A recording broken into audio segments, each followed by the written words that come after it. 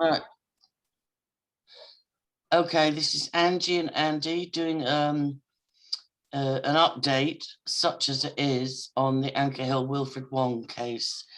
What do I do to give you permission to record as well, Andy? That's okay, I'll download it if I choose off your All right, okay. So the reason I've reached out to Andy, as busy as he is and as busy as I am, and as we're all trying to cope with what's going on in the world, is because I'm feeling a bit overwhelmed. In a good way, I think. I was shocked at the way Wilfred Wong conducted his defence. He had emailed people, including mutual friends of ours like Neelu Berry from prison, saying, use my case to highlight and raise awareness of CSA and SRA, child sexual abuse and satanic ritual abuse.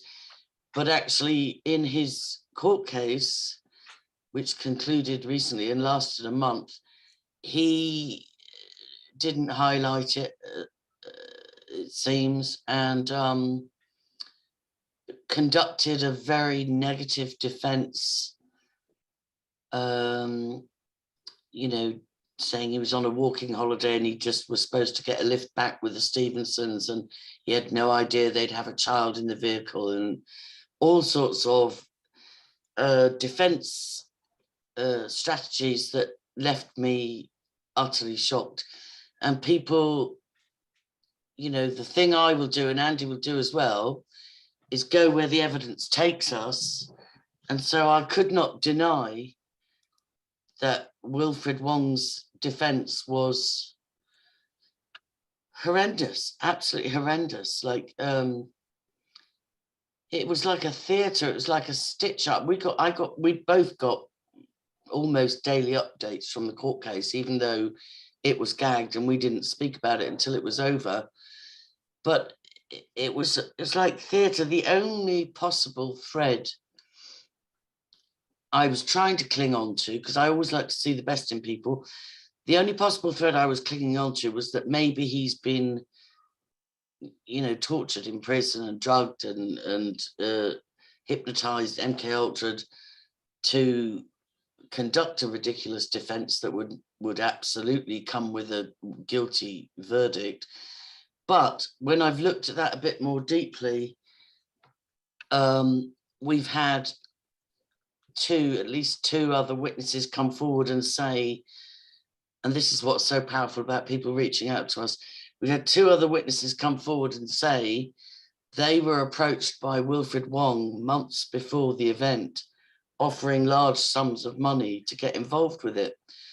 And so even if I went with my sort of optimistic theory that Wilfred was tortured in prison to conduct a ridiculous defense, it doesn't line up with the fact that he was trying to recruit SRA, genuine SRA survivors, to get involved on a mission which would inevitably land them in jail and silence them for life and frighten off other survivors from coming forward.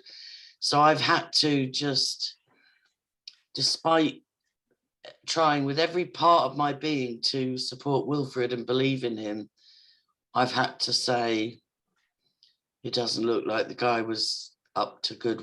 What's your comments? Because you kind of reached that conclusion before me, Andy. What's your comments on that? Again, you know, let's put it this way, from the very start, yeah, what was the one thing we said? If this was a rescue mission, everyone should be singing from the rooftops. Yeah. You know, yeah. That's I mean, putting yourself in that situation, if I would have been asked to come and help rescue a child, then you're damn right, then I would be shouting exactly what I'd done and why I'd done it. Yeah. No holds bar. You know, is this a kidnap? No, this is a rescue. And the other thing is obviously, you know, where's the evidence? Where's the evidence that would have, you know, gave me the confidence that what I was going down there to do was a rescue mission?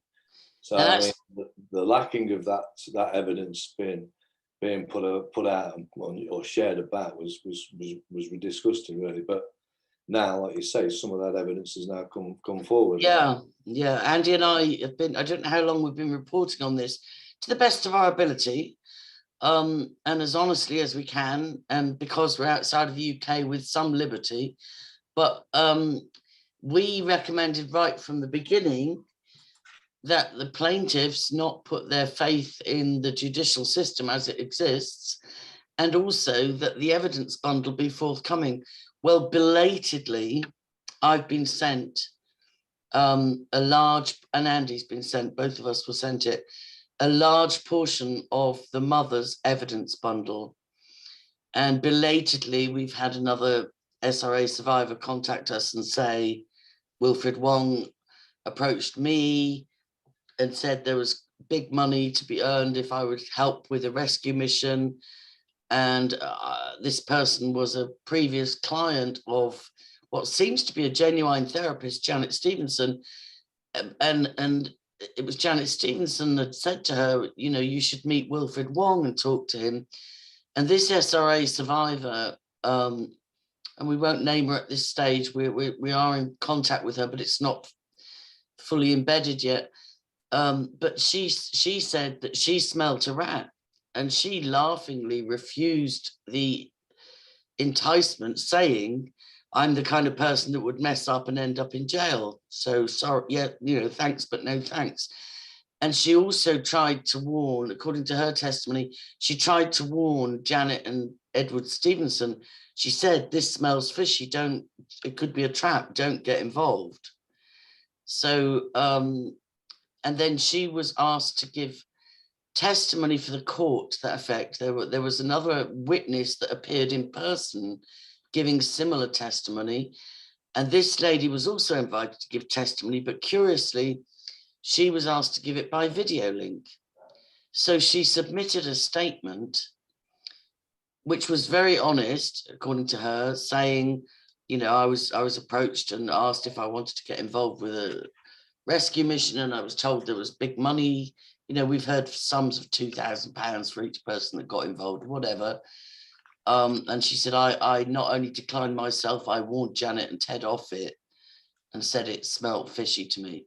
So, but because her witness statement was sympathetic to Janet and Edward Stevenson, implying that they also had been entrapped, she was due to testify by video link, literally as she was due to join a Zoom link testifying meeting. Her mobile phone rang and she was told, oh, we don't need you to testify because neither barrister on prosecution or defense is objecting to your evidence. So everything's fine, thank you very much. But the statement should have been read out in court in front of the jury. It should have been entered into the record, even if neither barrister challenged it, and it wasn't. So, you know, that's very concerning. It's on the record, you mean told to the jury? Yeah, because you and I have said all along that if there's no casement file, if there's no, you know, bundle of evidence, computer records, case number presented to the defendant, there is no court case. So that's another huge element to the whole thing, isn't it? This is the pure simples of what I've, you know, for the last 6 months, I've been trying to enlighten people on. These are just administrative courts. They're not an official court. They're all working in the private, and they're just fleecing. None of this money's going into the private pocket, into the public purse. These are just money laundering activities, and that's what they're doing. And there's been evidence come out online of you know, these fines that can be exacted from people, on the spot fines for this and speeding fines for that, and, you know, mandate infraction fines for the other. There's been online evidence of these fines going into private companies run by police and ex-police in a private capacity, isn't there? For sure. No fine. I mean, they've all got to go through a court. Yeah. They've all got to go through a court. None of them are going through a court. They're going into a building that looks like a court, and you're going in front of a bloke that looks like a judge. Yeah. And you're going in front of all these people, but none of these have got any authority of the court because the procedures have been breached, and therefore it is not a court, and it is nothing. It's just an illusion. However, the outcomes are very real. It's very Just shocking working because the together. outcomes are so real. It's very, very shocking, you know. So you just saw what they did. I mean, they just took Margaret, who we just showed the video the other day. They just took her house, and this is completely because they're all working in cahoots together in the private, and the people need to see it for what it really is. I mean, we're showing you what it is. I mean, he who makes the claim carries the burden of proof. Period. Yeah. These people are saying that there's a warrant. Let me see the warrant. They never show the warrant because there is no warrant, because no court has issued a warrant, because if it did, it would have the key, the embossed seal on it and have a wetting seal. Yeah. There is nothing's authentic, but like I say, they're working together to keep each other in protected. You can't go and get them done. I can get you done, I could get you done. No problems. I could come in, I could make a charge, put it in the court, and then pull you into court. But if I want to pull one of theirs into these buildings that they've hijacked, they won't accept it. And this is the frustrating thing, that the brave people that keep standing for the truth, and I'll include like Sabine McNeill, Neelu Berry, Edward Ellis, John Patterson, Carol Woods, Matthew Taylor, so many people that have stood for the truth, because they are in a minority, or we are in a minority, they can pay a very high price. I think the only reason I've stayed out of jail the last 3 years, or even out of arrest, is because Baron David Ward helped me establish there was no warrant. Again, and this is the other thing. I mean, to understand, that they're not taking you to court. None of them. They're not taking you to court. They're taking your legal embodiment. Yeah. Remember, you own what you create. You didn't create the birth certificate, they did. And you made your identification from that birth certificate, therefore claiming that you are the birth certificate. And it is the birth certificate that they're taking to the court. They're not taking the living man or woman. They're taking the all caps. They're taking the dead entity, the corporation, the person which is they class as a corporation. None of the courts speak English, guys. It's all legalese. You're speaking a foreign language. And these are foreign vessels in dry dock that are fleecing. It's a corporation taking a corporation. They're not taking the men and women in. And that's why what I said to all those people in this Wilfred Wong case, get the caseman file. Let's see what the information has been laid in front of a court, and let's see that the court itself has issued those proceedings on each and every one of them. Yeah. Because if the court hasn't issued them, then it is not a court, and there is nothing in the case, and there is no case to answer to. Yeah. And this latest lady that's contacted us, whose testimony was supposed to be heard in court, but because it was favourable towards Janet and Edward Stevenson, was conveniently just laid aside and not presented. She asked me, she says that Janet's not confident in her legal team. Can you recommend a good solicitor? And I had to say no, just because that procedure is faulty. It's not you know, the solicitor can't represent you. He can't not represent a man or woman. The solicitor can only represent the legal fiction, because no fact will ever be heard or tried in a court of law. So it's not you that they're taking in there. They're representing your legal fiction, and that legal fiction that they're representing, you've now signed yourselves an incompetent ward. So therefore, you have no voice anymore. A dead man can't speak anyway. You have to go in there as the living man to get the voice. So it's the deception is very big, but when you break it down to simplistics, you see it for what it is. The lawyer's first and foremost loyalty is to the judge, which is the Bar Association. He's a member of that Bar Association. That's a secret society. And they all swear on an oath that no fact will ever be heard and tried in court of law. Therefore, they're only taking the legal fiction. They can't take the fact in. They can't speak. No, I know. I've only ever engaged in one court proceeding in my life, but I wasn't really awake. This was years ago, but I did realize that my solicitor was not on my side, and so he tried to force me to settle, and I said, it's not about the money to me. I want justice here. I want the truth to come out. So he said, well, your legal team's going to resign then. And I said, fine, I'll represent myself. Just instinctively, I wasn't very educated. And then And then what he did, when he realized I wasn't going to be intimidated by his threat to quit, he then recommended another solicitor, and he said to this new solicitor, make sure you include 12 grand for my fees in the billing when this settles.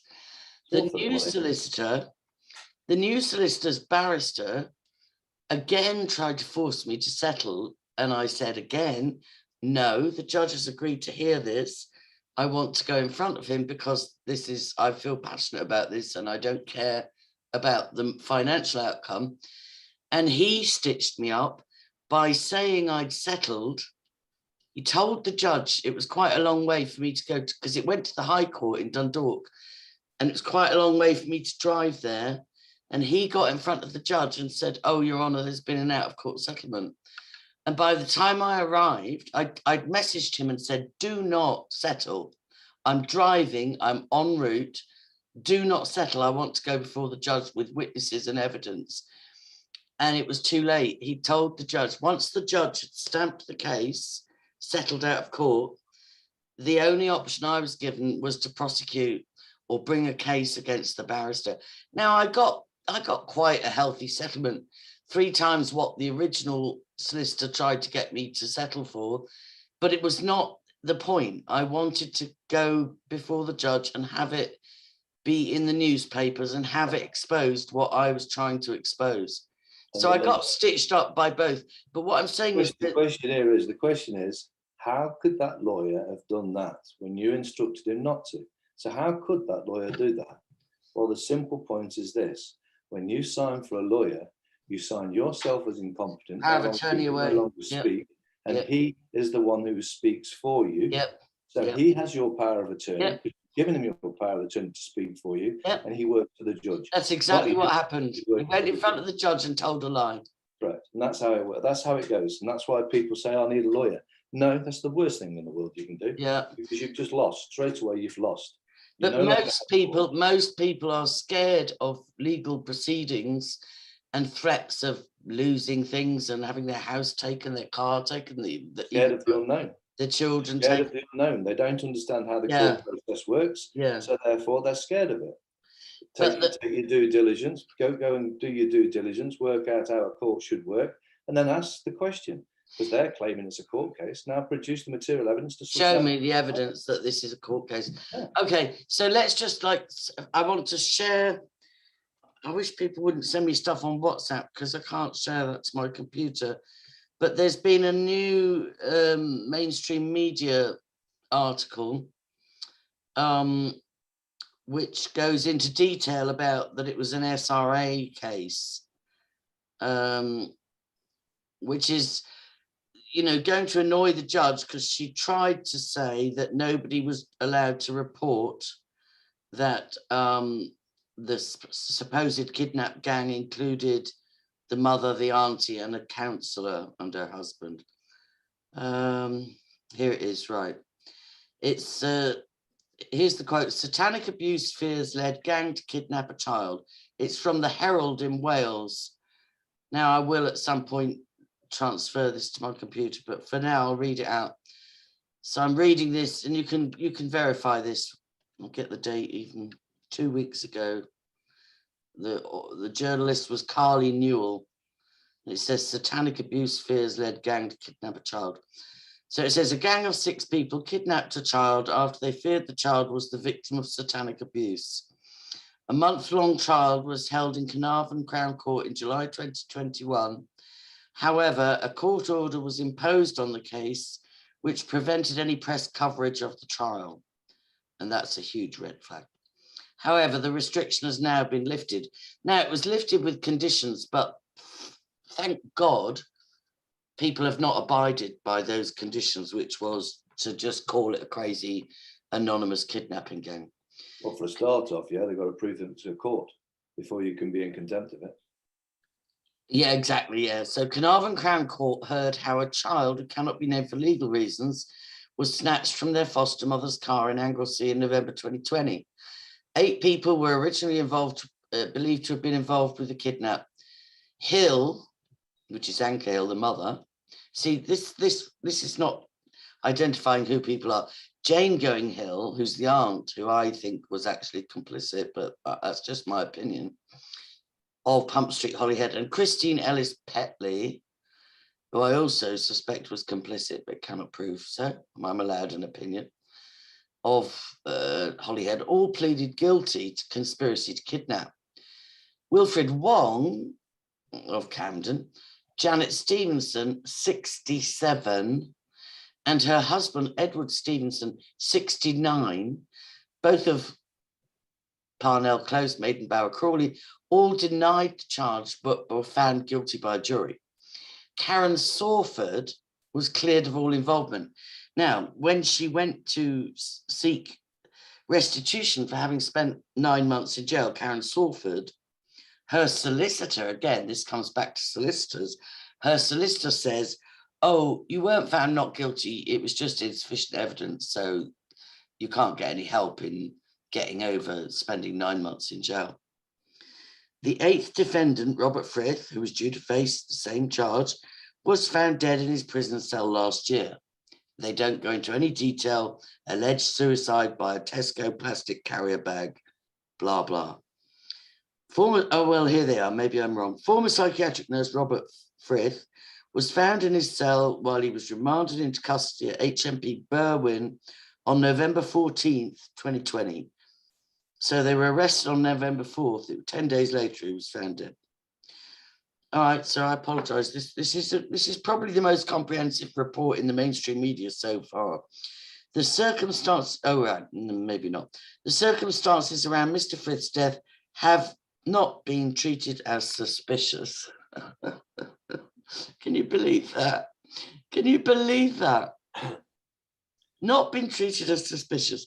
An inquest into the 8th defendant's death was opened and adjourned in November last year. Wow. Wow, so has it ever been concluded? Obviously not, it's adjourned. Wow. All six defendants will be sentenced in September.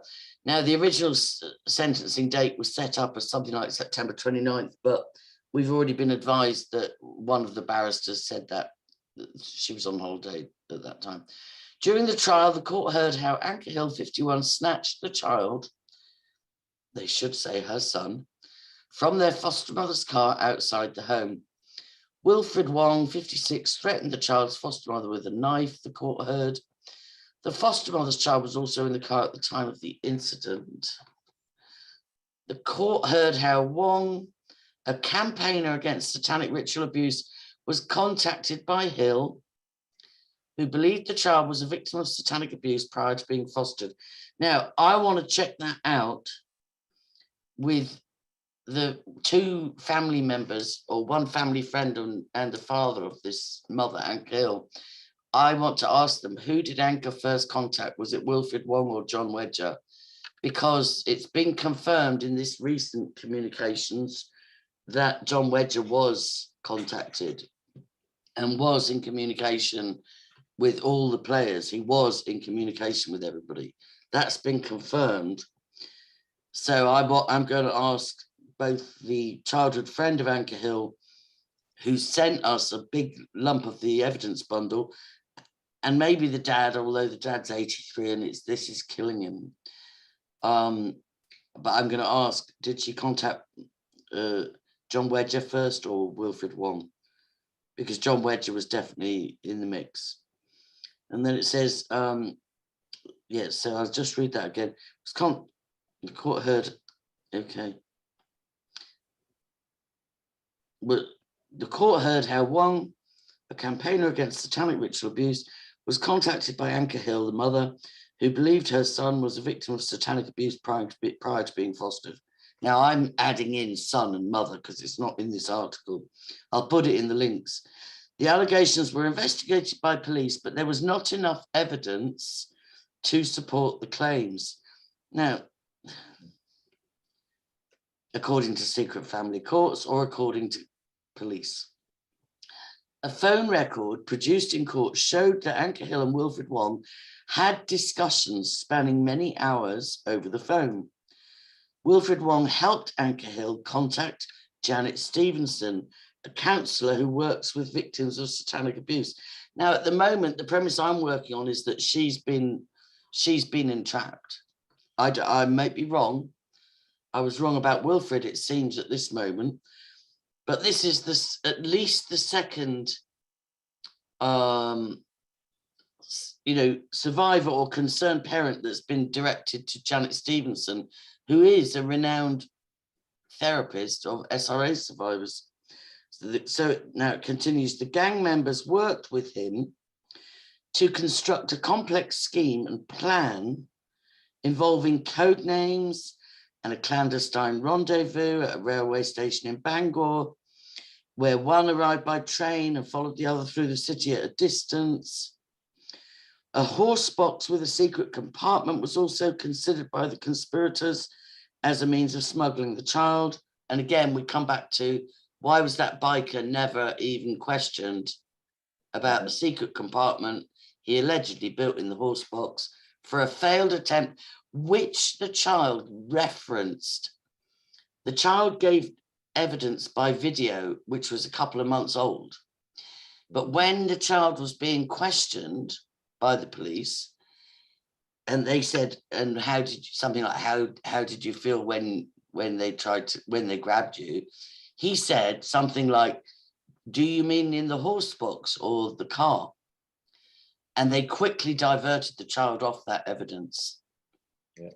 It sounds like a Steve Martin version of retraction in some ways. So I'm still... Who the policeman was that interviewed the child? No, I don't have that name at the moment.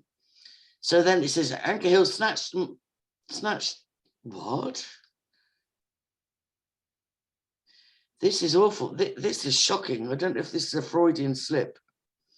It should say Anchor Hill snatched the foster mother's child from her, but it actually says Hill snatched the mother's child from her. And that blows my mind, because the other report was that the foster mother rang the police and said, they've kidnapped my son. And I fostered in the past, and I never referred to the children I took in as my daughter or son. I would say my foster daughter or my foster son. I would never say, because you can't, as a foster carer, that's not your job to displace a mother, but so this is very weird. I must make sure I transfer this to my computer. So the report says Hill snatched the mother's child. No, that's inaccurate. From her as they were returning from school on November 4th, while Wong threatened her with a knife. The same knife was then used to slash a tire on the mother's car. For legal reasons, the foster mother cannot be named, but she held on to, again, they're saying her child. It was not her child. It was her foster child. And she may have done a good job with that foster child, but you don't refer to a foster child as your child. To prevent them from being dragged away, she told the court the child was terrified.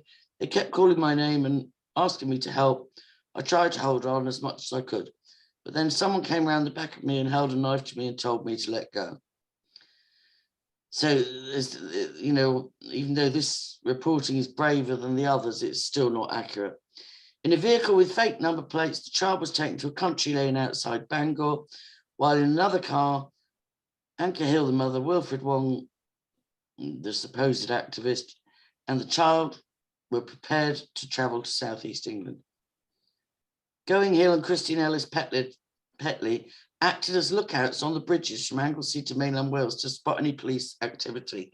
Now, another thing that hasn't been addressed, Jane Going Hill, the auntie, the sister of the alleged abusing father, she had the passport for the child, a fake passport. Sister-in-law of the lady. Oh, she's the sister of the father. She's this. Who? Jane Going Hill? Yeah. I thought she was the ex-wife of the brother of. She is. Well, wait a minute. I thought it was he Oh, had a brother. right. She's the sister-in-law. Got it. Yeah, thank you for that correction. She, and not even the ex-wife. I don't believe she's divorced from him, although she's not with him, and she was with Robert Frith. But yeah, you're right. The sister-in-law of the accused father. Robert Frith was also married. His wife was. If I'm Yeah, and his obituary was very strange, where it said beloved husband of blah blah and beloved boyfriend or partner of Jane Going Hill. It's like a movie. It's like a big trap. So this thing about Jane Going Hill and Christine Ellis Petley were only lookouts. No, they must have had a change of mind or been complicit all along, because they left the scene with the passport that was supposed to get the child out of the country. Yeah. And that we have evidence of that. Anyway, once police became aware that the child had been taken, after being immediately alerted by the foster mum. Now, I think this is fictional. I think the police had them under surveillance for months. They quickly pieced together the associations between members of the group. Now, I do have to make a couple of corrections. One of our sources said, even though the police tried to ring Christine Petley Ellis within minutes of the abduction or kidnap or whatever, rescue, whatever, she didn't answer the phone. But that was brought forth in court, that the police tried to contact one of these supposed lookouts within minutes of the child being taken. And one wonders, how did they have her number? Why would they be ringing her within minutes? And why did she leave with the passport, which had been obtained? You know, the full. Jane Going Hill, not that. No, Christine. It was Christine. At the wallet, at the probably Jane Going Hill, but the two of them left the scene and acted just as if they had just been lookouts. And they couldn't be identified one from the other because they both had this crazy hair color thing going on.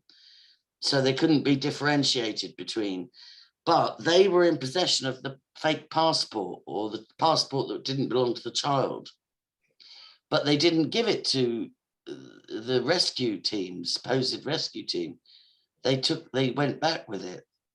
So I think possibly it was either a setup or else it went wrong it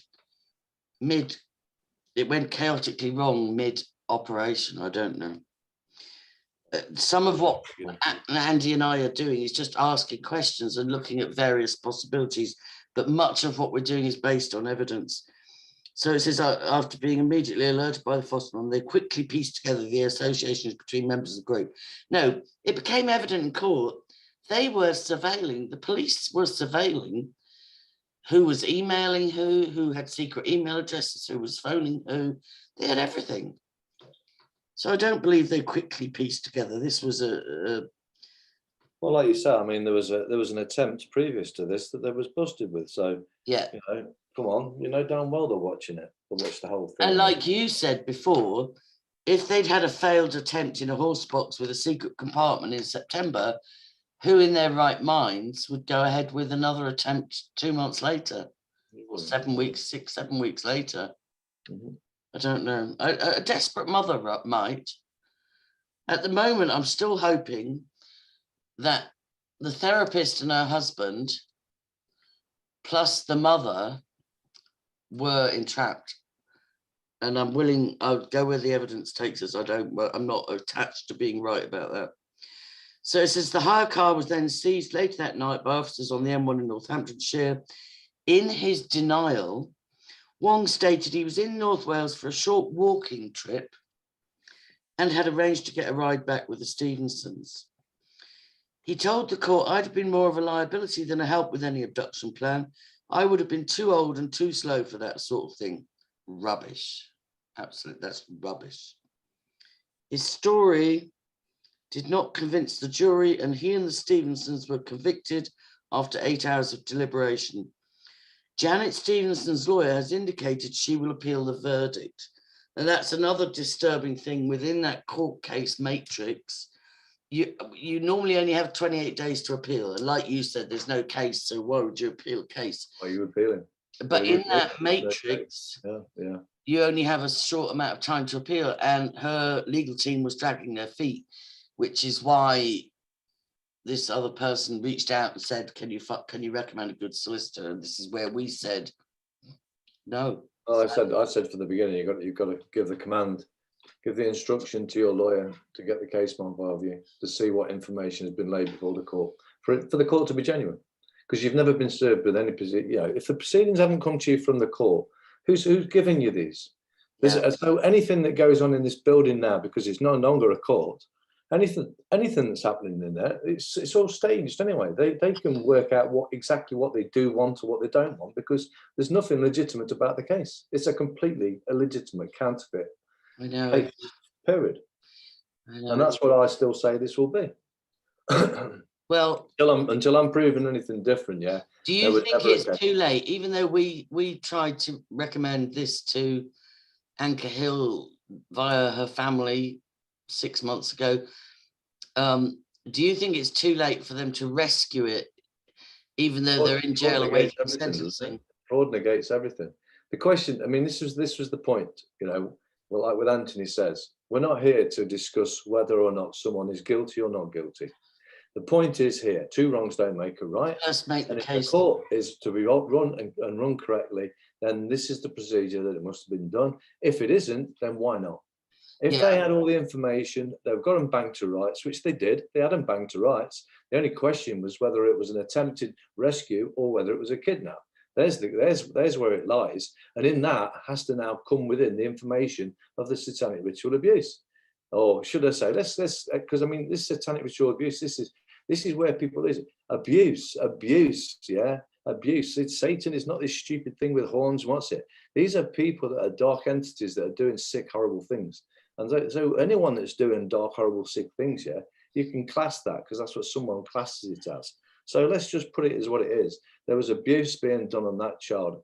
Well, I need to hold you there because John Wedge has tried this, and so has somebody else, saying all abuse is satanic because it's diabolical and awful. But no, if you speak to actual satanic ritual abuse survivors, they have endured a ritualistic abuse, horrendous ritualistic abuse. So there is a difference. I know what you're saying. I get what you're saying, but again, there's levels, isn't there? It's like there's levels of abuse, isn't there? There's like for sure. Let's not label it. What I'm trying to say is let's not label it, because then the thing is, yeah, you've got the whole world to fight because that's who's running the world. There's a big resistance to that, but don't forget the Kidwelly case was in Wales as well. People say there's never been any convictions or court cases successful against satanic ritual abuse. That's a lie. And one of the primary case, there's about 12. You know, look at the cover up of the century or Tim Tate's book, The Devil, Children for the Devil. There have been about 12 cases successfully prosecuted in the UK for satanic ritual abuse. And one of the main ones was in Kidwelly in Wales. And it's allegedly, according to Nathaniel Harris, who is a huge resource of information because he's a whistleblower from the inside, and his parents were involved and people he knew. He alleges Julian Vane, aka James Hind, was connected to the Kidwelly group. He says that the Kidwelly group were just a part of the London group and the Devon and Cornwall group, but they just happened to all move to a cul-de-sac in Wales because Wales is very active. And that's the other part of it, is that I've had other people contact me with horror stories of the judiciary, the police, the Freemasons and the secret family courts in Wales, and very much particularly in Anglesey. So it's got so many layers, it's just crazy. But anyway, I didn't mean to interrupt you. I just don't want to say all abuse is satanic abuse, because if you ask the survivors, there is a horrendous difference. Yeah, I would put it down to all abuse is abuse, and there's levels of abuse, you know. Certain people, I mean, it's because, I mean, if you look up the word Satan, it tells you what it really is, you know. Yeah, no, I heard you on that. Was brilliant. That was brilliant. Satan's the father of lies. He's the father of deception. Yeah, and there's a dark side to us all. Yeah, there's an animal side, there's a good side to us all, and there's certain people that pulled into that clique, and yeah, they're a group working together to do a lot of harm and abuse, and that's what they are. Whether you want to call them, if you want to name them something, name them by all means, but don't just stick to the point. Stick to the facts. There's abuse been done. If there's abuse been done, these have done it. This is the level of abuse that it is, and these are the amount of people that are involved in doing it. So, is it a cult? Well, and if they did do it with robes and candles and hail Satan and rituals and so, I tell you something that shook me to the core the past week. There's this guy I really want to interview called Luke from Australia, and he's had to leave Australia to safely disclose the level of research he's done. But he said this thing about freedom of religion. The Ordo Templare Orientis, which is the OTO, which was connected to Aleister Crowley, they are trying to argue in Australia, because Australia has not outlawed, there's about a small percentage of Jewish rabbis that, sorry people, trigger warning, after a circumcision, they suck the blood from the baby's penis. That's what they do, right? And it's never managed to be outlawed except for in Germany. It's allowed as part of their religious freedom that a rabbi can commit oral rape on a baby's penis as part of their religious freedom after a circumcision.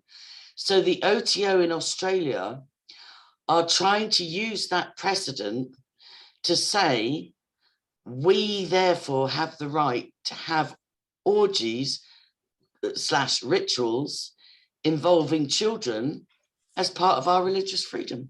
And they're basing it on the fact that nobody except Germany has outlawed this practice by Orthodox Jewish rabbis.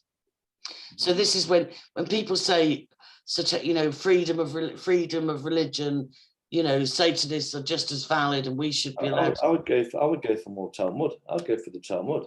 Rather than call them Satanists, just call them Talmudic Jews. Yeah. And not Jews in the same as what, if you're going to go off the Bible, what Jesus said, they're not Jews. They call themselves synagogue Jews, of Satan, not the synagogue of Satan. And there are the same in the Catholic Church. Like, how did the Jewish people manage to get anti-Semitism as such a weapon when the Jesuits and the Catholics are, because I was raised Catholic, the Jesuits and the Catholics are proven to have a vast history of corruption and child abuse, but nobody says it's anti-Catholic to highlight that.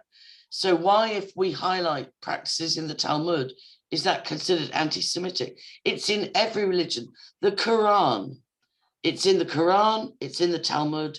In some ways, it's in the Old Testament. So it's not right to just say this is a Jewish problem or a Catholic problem or a Jesuit problem or a Muslim problem. There are evil operatives hurting children in every segment of society. Sure. And that to me, every religion too. And to me, the biggest common denominator, certainly in the UK, is, well, even beyond that, is Freemasonry. Yeah, because everything's been infiltrated, isn't it? Yeah. I mean, it all comes down to the Jesuit, the Talmudic, the Ashkenazis, the bloodletting. I mean, and it's documented in history, and it's been proven that they've been kicked out of 120 countries. But it's not just that people group. I'm not defending them, because I got sent a copy of Jeffrey Epstein's Black Book years ago, but I've never been tech savvy enough to file and folder and put things in, and I had my tech taken or I had tech remotely fried or whatever. But I studied that list years ago. And then when the list came out again about, I don't know, recently, the last year or two, I noticed that loads of names had been scrubbed off it. It was a different list. And a lot of the names were, and I hate to say this, but they were prominent Zionists. Right. And you're always going to come down to that. I mean, in my whole journey, I mean, the first thing that woke me up was the pharmaceutical industry, which is the Rockefellers. Yeah. So, I mean, and everything, it either leads back to Rome, but ultimately it all leads back to the same lying gits that was, and they've infiltrated everything. So I mean, ultimately, it's always going to come back to the same people, and how they do it, how they keep their secrecies, how they keep their bond, and it's always going to be use of the worst thing that could be, which is paedophilia. That's how they get the click and the bold, and that's why it's so rife. But it's not. This is my point. As a former Catholic, I'm now a follower of Jesus, is what I call myself, which was what originally the apostles called themselves, followers of the way.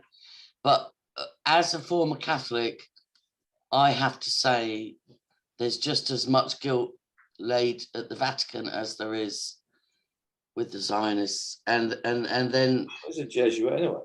Yeah, and then the whole Muslim thing as well. You know, the gangs, created by the Vatican. the Vatican, the grooming gangs. That it's like everything. It all comes back down. So I'm saying it's universal. It's not just right now. I just want to show what I just want to share. I want to ask your advice first of all. I'm going to read another email from the childhood friend of Anka, who's got her evidence bundle, which was not allowed to be admitted. She was basically bullied out of having a change of plea to not guilty because they said to her by video link, if you go to trial, you will not be able to say one word about abuse of any sort or admit any evidence to that effect, because we believe the trial of Wong and the Stevensons and Karen has proven that no such abuse took place. They didn't, I don't believe they proved that whatsoever. Well, listen, it's the same as what the judge will say is, I'm satisfied. I mean, it's the same like now. If you say, I've never been served with any proceedings issued by the court. Yeah, the judge will say, I am satisfied that you've been issued. Yes. Well, your satisfaction does not mean it is. Remember, she's satisfied because they're in a staged event. They can say they're satisfied with anything, but that doesn't give them the authority to say that. Yeah. It's like the fact-finding mission. It's like that word. So I mean, the thing is, on this information, you should write this. Right? This information, that you're saying is blocked out, can't be fucking used, right? I get it. You're saying it can't. Produce me the material evidence to substantiate the fact that there was an information made, that there was a court, there's a file there that was put in front of the court, and the court issued the proceedings, and there's the proof of the service that all those people that have been alleged in this case have all been served, and all the rest of the information that's in there, Produce that material evidence, that case file, and then if you don't fail to produce it, that means there never was a case. So there is no case, there is no court authority to say that this information can't be released, and it will be released. Because like you said, this new lady who sent, by the way, she sent me a copy of her statement, which was not read out in front of the jury. And then also with the Hampstead case, with the so-called fact-finding mission, it was never, the judge never acknowledged that the Jean Clement recordings, which was very extensive, had been stored in Chingford in a police storage unit and were never entered into the record either. It's like crucial parts of information can be left out, and then a judge can say, I'm satisfied based on the evidence, blah, blah, blah. Court. That's what I'm trying to say. Because it's not a court, the evidence isn't put on the record. That's what I'm trying to say. They can do anything they want to. They leave evidence out. Go one back further, shall we? What about Lady Diana? What about Lady Diana when she said about the letter where she said her husband was going to kill her with no brakes? Probably a car crash, What about that letter that was never handed into it? It was never allowed into it. These are the vital things, that everyone's into the argument of the first things first. Let's establish, is this a court? Was there an information for the court to have any authority in this here building? Is this a building or is it a court that's got authority because there was an information there, and that information was issued by the court, so that proceedings were issued to the people that are being brought ahead in this here building to establish first things first. It's a court. That's the foundation. Anything can happen. Anything can go. This thing of saying things are inadmissible is it's a way of crippling. If people are trying to play within the matrix of the fake judicial system, it's a way of handicapping them so that they've got no chance. And it happened to my niece because my niece went to court, you know, accusing my ex-brother-in-law, who had confessed on video. But a crucial part was the law changed in Ireland, where what used to be called sexual assault became called sexual something or other. It was a really subtle law change with words, right? And she talked about a particular specific incident where she'd been molested, which she had been for a long period of time. But because she couldn't name the date, they used a technicality. Well, the law changed their court, what it would be called, so that's no longer admissible. She then remembered the date. The way survivors, you know, you obsess over why are they not believing me. Then she remembered it was my nephew's birthday. So she was able to say, oh, it was so-and-so's birthday party, and he took me, so-and-so, and then assaulted me. I've remembered the date. And they said, oh, no, sorry, it's too late. It's outside your statement. You can't bring any evidence in that's outside your original statement. That's what I'm trying to say. I mean, when a simple way of looking at this, right? Anchor Hill, the woman, Wong, the man, Janet, the woman, Edward, the man, Jane, the woman, and what's it? None of those have been brought in front of a court. What was brought before the court was the legal embodiment of which means the legal fiction, which is the person, which is the corporation. No man or woman was brought in front of that court. They were all the persons, which what their words define a person as equals to a corporation, a partnership, so on and so forth. Not the living being, because it's not calling you a natural person. A natural person is a living man. Yeah, it's got to be a natural person. A person, they define it as a corporation. It's in their own words. I'm not saying that, that's them saying it. Yeah. So not one man or woman was taken in that court. Okay. They never would speak to him as a man, because a man or woman is a fact. A man or woman is a fact. A man or woman has a right to face his accuser. A man or woman has got all these rights and duties. Yeah. Where a judge is equal to you, or anybody, a barrister is equal. A judge is just a simple. It doesn't matter how many wigs. The point here is this. The point here is this again. Remember this. We know about false flags. We know about crisis actors. Now let me put this to you. Careful, we don't get this drunk. Anthony Baddelou was in a court, alleged. Right? It was an alleged court where he had a jury of 12 of his peers. Yeah, there meant to be 12 of his peers, right? Yeah. So he has a jury of 12 people. The judge is just there to see the court runs properly. The jury is the one that's going to give the verdict. Those jury of 12 people found Anthony Baddelou guilty of trespass in his own house. So now you tell me that those 12 jury were not just crisis actors sat in that dock. Well, I was one of the victims of Cambridge Analytica on my main Facebook profile. And Facebook informed me and said, we're awfully sorry, Cambridge Analytica harvested all your information, all your contacts, all your everything. And we're very sorry. They never compensated me. They never gave me direction about what would happen. But Cambridge Analytica can, by their data harvesting of what people like, what they comment on, their activity online, their activity offline, they can select a jury that will vote a certain way, just like that. Mm-hmm. They can just say to a corrupt court, for instance, right, you need a pool of 30 jurors from which you're going to select 12. Here's 30 people that we're pretty clear from analysing their data for the last 5 years will vote the way you want them to. Oh, for sure. It's the modern way Peer is at the same level as you. How could I go in as the man, yeah, when with 12 jury, yeah, that don't even realise that what the difference is between the legal fiction and the living man. Yeah. So they don't know they are the living man or woman. It's a whole yeah? theatre. And not to answer to the legal fiction, yeah, because the legal fiction is a dead entity.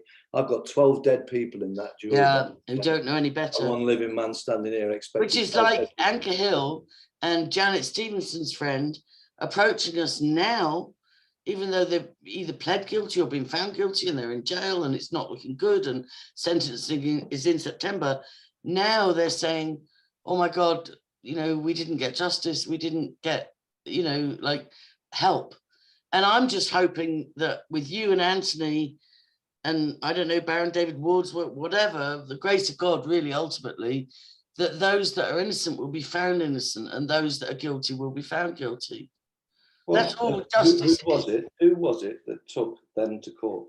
Who was it? Who was it versus Jane Gonell? Who was it versus? Yeah, I understand that, but even though look what they did to look, another point now. Look what they did to John Patterson.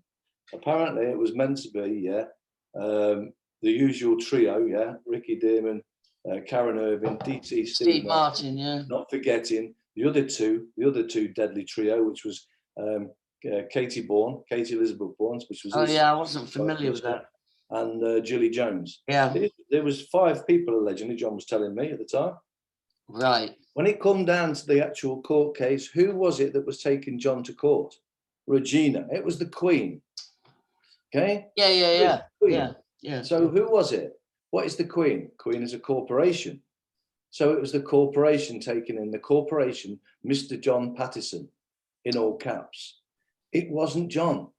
Right. It wasn't taking John in. It was a corporation. It just takes such courage for people not to cave, and John caved. No, John just couldn't grasp to the fact that he was, because he was inside the illusion.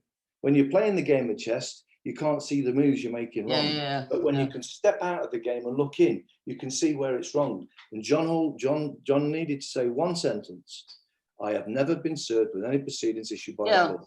And somebody made a very good point that John. None of it was put in front of a court. I mean, Angela, I got the confession from Westminster Magistrate Court that no information had ever been put in front of them court. The case numbers were not case numbers. One of them was a reference number to the God knows what, and the other one was the CPS. The CPS is not the court. The CPS are given in these paperwork. This paperwork was not the proceedings issued by a court. This was them little trio, that pyramid of terror that I'm telling you, that's fleecing everybody.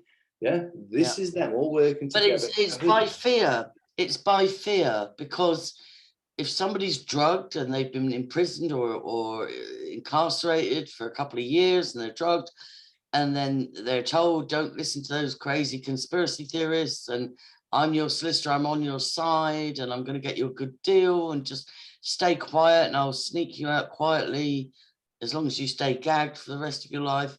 You know, and it's very, I feel very sorry for those people. I've said it and proved it, and I put them on notice. I know, it's heartbreaking. John Patterson's barrister, Alan, that was his name, Alan Hobden, and that other, the next one, because he stepped down and he gave it to the higher one, which was, listen to the name, what was it, Joy Dyke, Joy Dyke, who stepped in, right? They both knew that there was never an information there. That John Patterson had never been served with any proceedings issued by the court. Therefore, there was nothing in the court case to answer to, and they all knew it. And Joy Dyke got John to make a plea. And this is the thing where if you operate from fear, you're screwed. Well, what is fear? Fear can only exist where doubt exists. And John didn't understand the bigger picture, so there was doubt in his head. I was going to say, somebody made a really good point. He had done about 25 years in the Navy. Now, my dad did 25 years in the Royal Air Force. If you've been in the military for that amount of time, there will be a part of your brain which is mind controlled to submission. They've been institutionalized. I mean, when you go in prison, they get institutionalized. It's the same thing. And the thing is, right? We're a living being. We're a living soul being, inside a living flesh and blood vessel, right? That living flesh and blood vessel has a mind, right? But if the living soul being is not in control of that mind is being controlled by something else. And if you can't step inside yourself, to step out yourself to see what the actions that you're actually doing, because your mind is controlled, because you've been programmed. We was all programmed from birth. What did the church say? Give me a child for the first 7 years. 7 years. Yeah. Now that was the Jesuits. Give me the child till he's 7 years old, and I'll give you the man. Exactly. So what's happened to us all? The only people that can save this, as Bob Marley said, emancipate yourself from the mental slavery. People don't even realize that they are slaves. People do not realize that they have been programmed, because they think. It's not what we think, it's what we know that saves us. And when you get the closure, that means you now know. And when you get the closure between what you are and what you are not, then you will know who you are. And when you know who you are, you will set yourself free, because knowing the truth is the only thing that will set you free. I just want to read this latest email from Florian. Oh, sorry, it said the name, but there you go. So he emailed a couple of days ago, and he may have been emailing on my other email account, which I haven't checked for weeks. But anyway, he emailed and said, here's a portion of Anchor's evidence bundle, which has been deemed inadmissible. And obviously he wants us to bring it into the public realm. And I know that Sabine McNeill, and an amazing researcher on European law as well, I won't name her because she got cautioned for harassment, but apparently there's a law where if you don't get satisfaction or justice from the powers that be, your last resort that's permissible is to appeal to the court of public opinion. So do you think I should go ahead and read into the record the 400 page, because this is what Florian says in the latest email. He says, thank you for your news. I can then also send you the data I've got, which is 400 pages in total. So he had sent some of her evidence bundle just to see if you and I would reconnect. And I said to him, look, I'll talk to Andy. And he's replied and said, right, I'll send you the rest of the evidence bundle. So do you think I should go ahead and enter it into the record of public opinion? Because the mother's been denied having it admissible in quote unquote any appeal or any, she tried to change her plea. Her dad said she was frightened into pleading guilty because they said you'll get 9 years. So she got frightened and said, all right, I'll plead guilty. And then she reconsidered and said, no, I want to plead not guilty. And I want to bring my evidence into discovery. And then they stitched her up and said, no, you can plead not guilty, but you're not allowed to bring any evidence of abuse because we've established no such thing happened. So do you think I should go ahead and enter it into the record? Well, I would put it as a condition of the terms and condition that if they fail to respond, you know, in their private capacity, under the penalty of perjury, to be truthful about producing the material evidence to substantiate that it actually was a court case. Therefore, it's a part of administering, you know, the terms and conditions are, if you fail to, then this has got to go into the public opinion. Okay, so Anchor and Janet, giving them notice, it gives you the justification to do what you did, because you've done the honourable thing. Yeah. You've done the honourable thing. I see no other option. Option. If you're going to be unfair, if you're going to make a makeshift court case up so that you can keep this information out of the court case, then, and you're not going to produce the material evidence to substantiate that it was a genuine court case, and therefore you had authentic and valid reasons to keep it out. Therefore, you've told me you've lied. You've told me it's not a court case, and the terms and conditions are that it's to null and void, and therefore it's open season. All right. So the bottom line is that Anchor and Janet, who seem to be the only two fighting back, need to demand their casement file numbers and so on. Absolutely, yeah. And they can say that in the absence of same, we will release the 400 pages of evidence to be released, which we're already in possession of. It'll take you a while. You won't put this information. That's like, you know, look, you're slating me, you're calling me, you're saying that there was no such thing happened. I've got a bundle here that backs everything that I'm saying up, and you're saying I can't entertain it because what you're saying is a court doesn't even exist. Because it has no authority of a court, therefore you've got no authority to tell me I can't do it. So do it. Okay. You know, you're all dirty, lying, thieving cheats. You know, and I don't have to respect. Listen, you've remained. It's all about honour. It's all about honour here. Yeah, it's all about honour. Who's got clean hands? Yeah. If you're going in there with clean hands, yeah. Did she go in there with clean hands? Well, she was. If everything's genuine, which what them saying that he was abused and so on and so forth, and she was actually genuinely going down there to rescue the child, she was being honourable. She was being honourable, yeah. Yeah, because it was alleged She was moved out of HMP Style, which was one of the prisons Melanie Shaw was held in. She was moved to a prison back near Devon, which is where she originally fled from. She fled from Cornwall, allegedly, with the child to get away from the father, but she fled to where the father grew up and where his brother lived and sister-in-law and all the rest of it. So I'm not saying she's innocent or guilty. I'm not saying... Again, the point here is this, remember, the point here is this.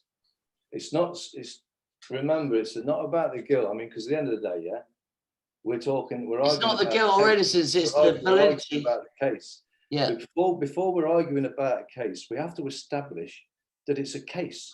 But I have to say this, Andy, right?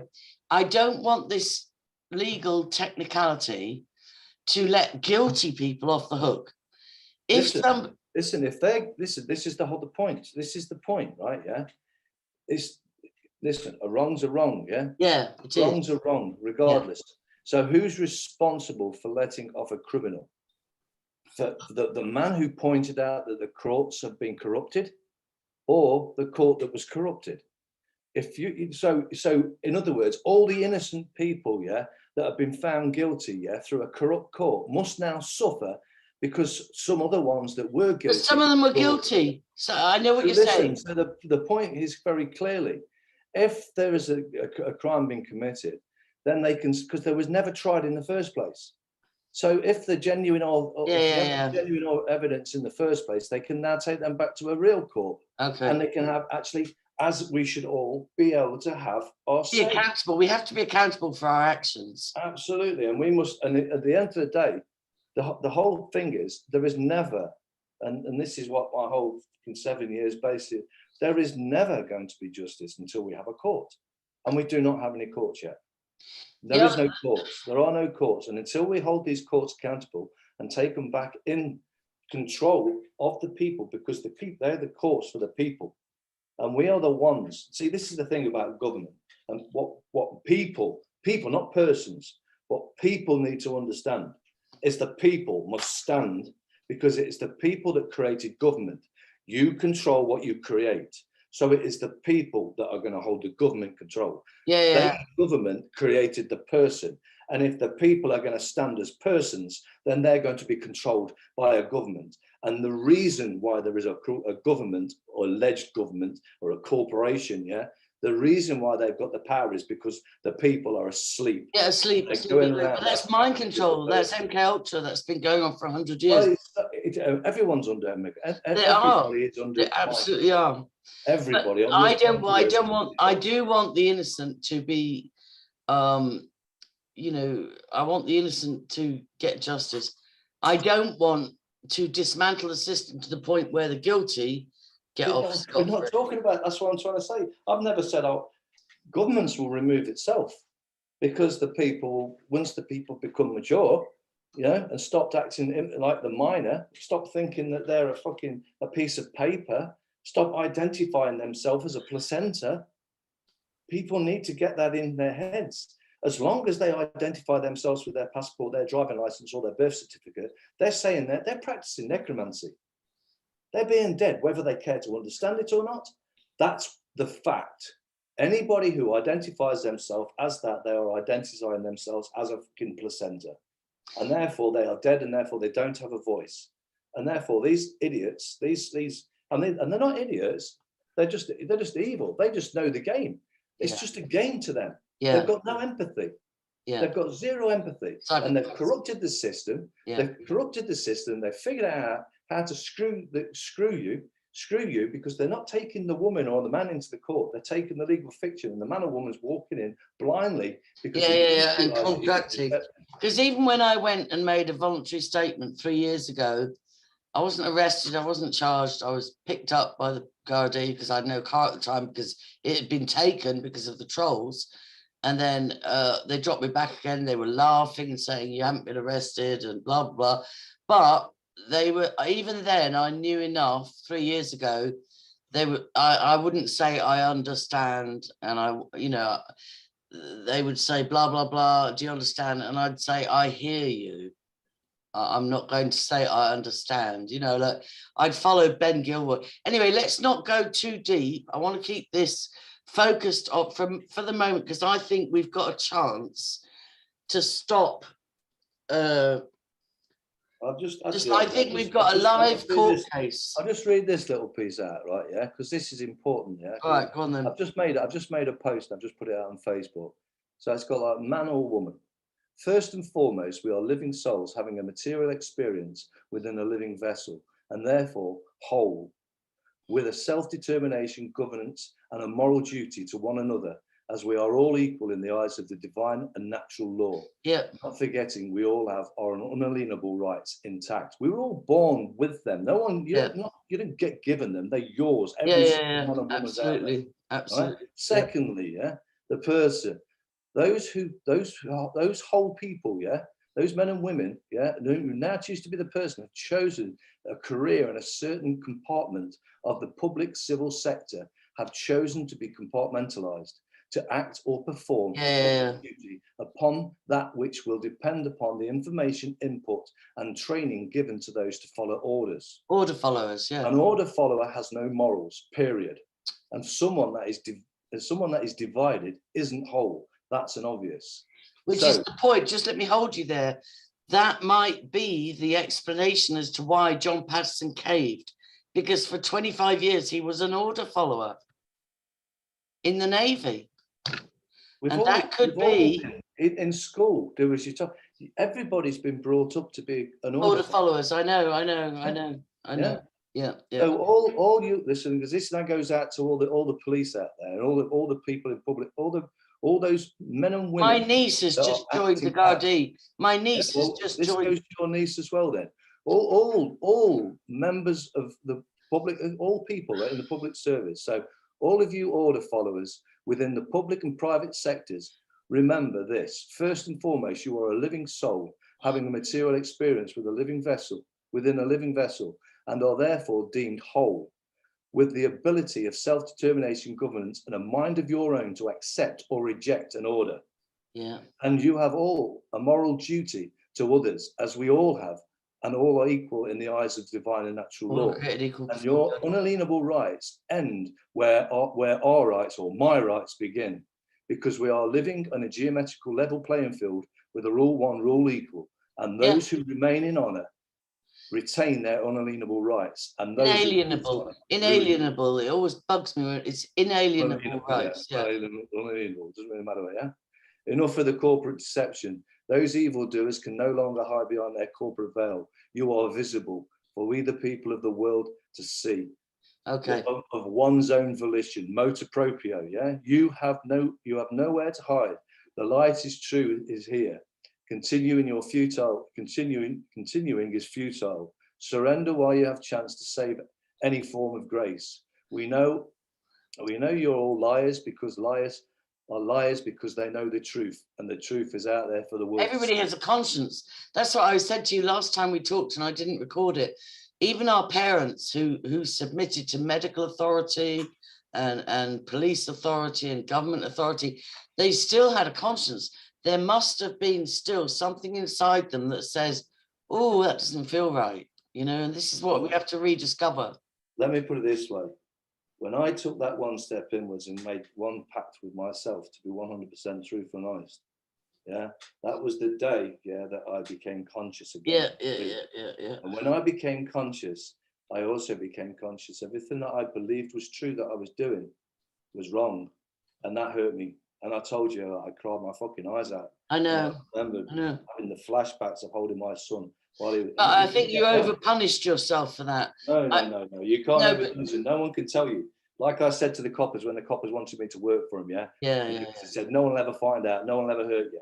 I said, you fucking idiots. I can hurt myself. I can hurt myself. And I said, I would know. And that's my point. That's my point, is somewhere deep inside, people know, police, judges, solicitors, barristers, social workers, whatever, somewhere inside them, they know, oh, well, this is not right. What I'm doing, it's not right. So that's what I'm praying for. But look, let's not make this too long-winded. Anybody that's watched till now clearly has an interest in what Andy and I have been trying to cover for a year. And I just want to say, Andy was hugely generous to so many people, buying them replacement laptops, replacement phones. When I got raided, somebody in England donated a computer, but I had to get it shipped over. Andy paid for that shipping. He has stepped up to the plate for so many people. 20 grand to Gordon Bowden, which was taken under false pretenses, blah, blah, blah. I want people to get behind me in helping Andy get a replacement phone. His phone is broken. Him and his wife are sharing a phone, sharing a SIM, and there are people that contact Andy by phone in life and death situations, and sometimes he can't get to it for like 8 hours because he's lent his phone or his SIM to his wife. So I'm happy for it to be a swappy phone, a replacement phone, somebody's outdated phone. Please. I want nothing special. Nothing special. It's just a phone that works, so Andy can be somebody that's got an update. So if someone's got an update, if somebody's got an upgrade, give Andy the one that was, you know, your replacement. I'm happy to throw 100 quid in, 100 euro in, you know, whatever it takes, but just let's get this man, you know, you reap what you sow. He sowed so much into this movement in the last 10 years and suffered so much. And I just think, just like when I got raided, within 24 hours, somebody let me just finish. Suffered's the wrong word. All right, I'll change the word. When I got raided 3 years ago, within 24 hours, somebody had donated me a PC, which I'm still using, donated me a phone because they'd upgraded, and Andy paid to ship the computer to me from the UK. And so I'm just appealing for that kind of generosity. This man has put everything, his whole life. All right, now tell me why the word suffered is wrong. The suffer means you've accepted it willfully. Oh, okay. All right, I'm also not a victim. I'm not a victim. Yeah, I get that. Yeah. No, these people, I use myself, as I told everybody at the beginning, I would pull them all out of the woodwork. Yeah. Don't worry, it's water off a duck's back. Yeah. Words don't affect me anymore. Now I understand that sticks and stones will break my bones, but words will never hurt me. It was me that they were lying about. It was me that was saying, and I know what the truth is. So it didn't affect me. Yeah. But the thing that's why they attacked other people. That's but why it can affect physically our lives. It can affect our lives. Things that affected me, which is why I was bad, which I took bad. I was bad the other way. That was because of what? Because I'd fought so well and I'd achieved the goal for John, that John didn't. He was incapacitated because of the poisoning that they'd done him for a year. Yeah, he couldn't get it. But and even the mind control he suffered for 25 years in the military. I still put it down because that can, once you see the truth, that goes. Once you realise the difference, but I couldn't get through to him because of the poisoning, and it wasn't just that; it was other people around him. They've gone their own way because they've got their own way of doing things to get things out. I'm not the one that's gonna. If I'm right, you ain't gonna knock me off my point. Yeah. No matter what you say. Whereas some of the people, they've gone the other way because they didn't complete it. You can't do. I can't do things for other people. I can only give you. You've done so much. You've done so much for so many. Look, do you want to share PayPal, or shall we just tell people to contact us privately? No, listen, I'm not, because you know. No, I want to get this done. I'll put a note on the Facebook. Somebody will come up, say they've got a. Yeah, please, let's just get this done. It's such a simple request, and this man is like, particularly this new witness connected to the Wilfred Wong Anchor Hill case. She's trying to contact Andy, and he's sharing a phone with his wife. All right, look, I think that's everything. She'll be calling me tonight, actually. She'll be calling me. Okay, good. Yeah, because and her mind is blown with the legal information we shared with her, and which she in turn is trying to share with Janet Stevenson.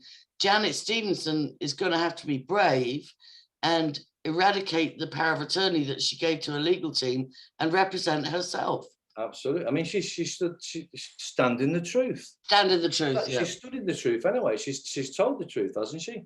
Yeah. From what I've heard, she was telling. From what I gather, the way I feel at the moment, I'm very disappointed in Wilfred Wong. It's not looking good for him.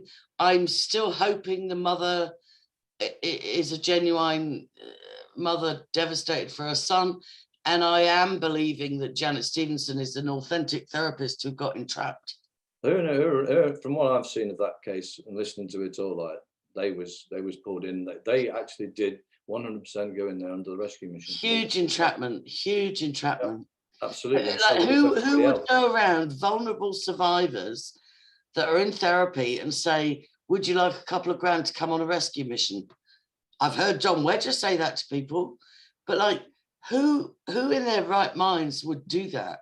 If you were mounting a rescue mission, I don't get it. Anyway, look, let's leave it at that. We've updated. I'll try and review the 400 pages of an evidence bundle that Anchor Hill's childhood friend has said. We were informed that she dropped the evidence bundle to Germany back in July last year. So look, let's see where this goes. Thanks, Andy. Okay. People can contact you how? divinebar@hotmail.com, DEVINEBAR@hotmail.com. Or angiepowerdisney@gmail.com, and check the links. Thank you, people. God bless. Okay, God bless.